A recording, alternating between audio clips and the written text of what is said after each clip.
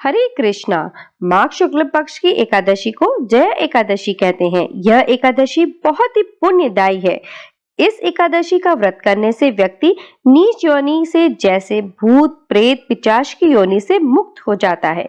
श्री कृष्ण जी ने इस संदर्भ में एक कथा युधिष्ठिर महाराज को सुनाई। कथा के अनुसार जब धर्मराज युधिष्ठिर भगवान श्री कृष्ण से पूछते हैं कि माघ मास की एकादशी का क्या महात्म्य है, तो भगवान श्री कृष्ण कहते हैं कि इसका नाम जया एकादशी है।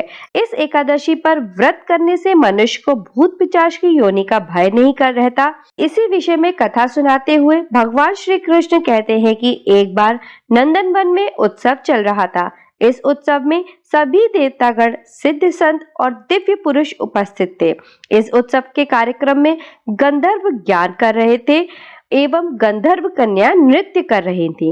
उसी समय नृत्यांगना पुष्पवती सभा में ज्ञान कर रहे माल्यवन नाम के गंधर्व पर मोहित हो गई। अपने प्रबल आकर्षण के कारण वह सभा की मर्यादा को भूल गई और इस प्रकार नृत्य करने लगी कि माल्यवान उसकी तरफ और आकर्षित होते गए। माल्यवान भी उसी ओर आकर्षित हुए बिना न रह सके। परिणामवश वह अपनी सुध बुध खो बैठा और सुर ताल भूल गया, जिसके कारण वह ज्ञान की मर्यादा से भटक गया। इन दोनों के इस अपकर्म से देवराज इंद्र को क्रोध आ गया। उन्होंने दोनों को श्राप दिया कि वे स्वर्ग से वंचित हो जाए और पृथ्वी पर अति नीच पिशाच योनि को प्राप्त हो। श्राप के प्रभाव से दोनों पिशाच बन गए और हिमालय पर्वत पर एक वृक्ष पर अत्यंत कष्ट भोगते हुए रहने लगे। एक दिन दोनों अत्यंत दुखी थे, जिसके चलते उन्होंने सिर्फ फलाहार किया। उसी रात्रि ठंड के कारण उन दोनों की मृत्यु हो गई। संयोग से उस दिन माघ शुक्ल पक्ष की एकादशी तिथि थी। इस प्रकार से अनजाने में जया एकादशी का व्रत हो जाने के कारण दोनों को पिशाच योनि से मुक्ति प्राप्त हो गई, जिसके बाद वे पहले से भी अति सौंदर्यवान हुए और पुनः स्वर्गलोक को स्थान प्राप्त किया। देवराज इंद्र दोनों को देखकर आश्चर्यचकित हो गए। तब उन्होंने पूछा कि वे श्राप मुक्त कैसे हुए, जिस पर गंधर्व ने बताया कि यह भगवान विष्णु की जया एकादशी का प्रभाव है।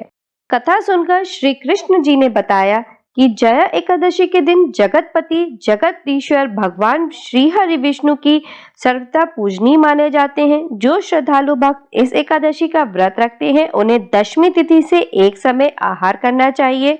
इस बात का ध्यान रखें कि आहार स्वास्थ्य हो।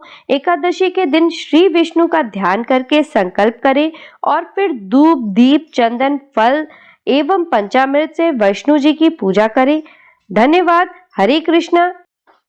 ऐसे ही भक्तिमय जानकारी के लिए चैनल को लाइक, शेयर और सब्सक्राइब जरूर करें।